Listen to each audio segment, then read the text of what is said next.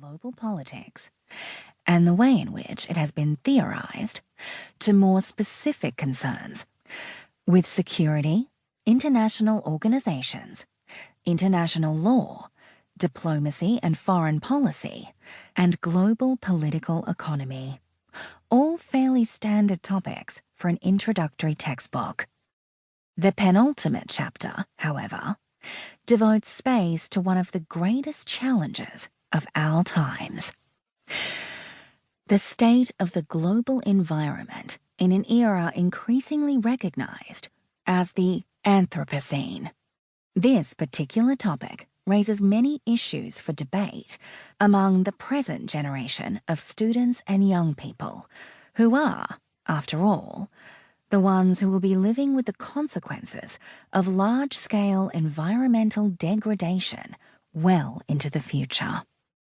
The final chapter brings into focus many of the general issue areas discussed throughout the book and which have implications for the broad normative questions facing students of global politics in the present period.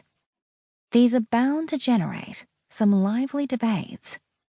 In producing this book, I should point out that at least some of the material draws directly from two other publications with Oxford University Press that I have been involved in.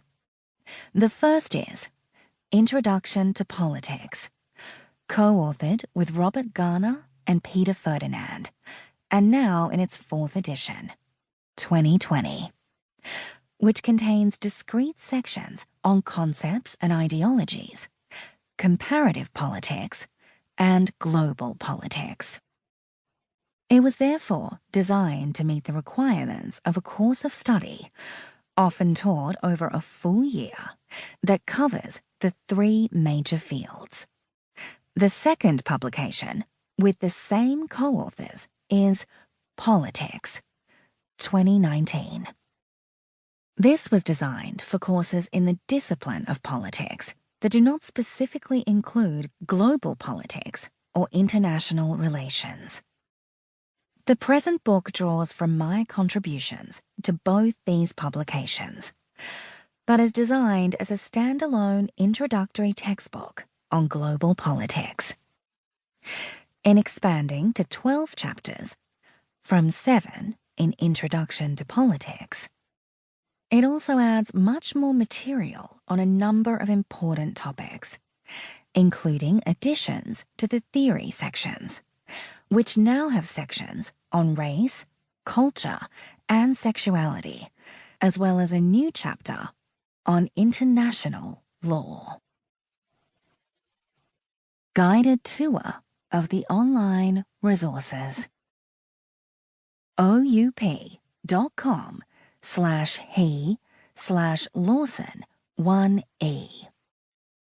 The online resources that accompany this book provide students and instructors with a range of ready-to-use teaching and learning resources. 1. Introducing Global Politics. The nature of global politics. Globalization, past and present. Theories, norms, and methods. Conclusion. Listener's Guide.